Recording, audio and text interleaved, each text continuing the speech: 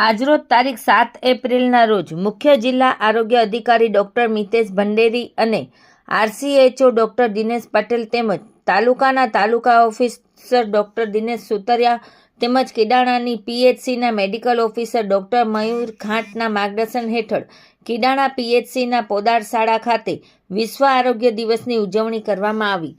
આરોગ્ય વિષયક સમજાવવામાં આવ્યું તેમજ પોષણ આહાર વિશે, માસિક સ્વચ્છતા વિશે સમજણ આપવામાં આવી.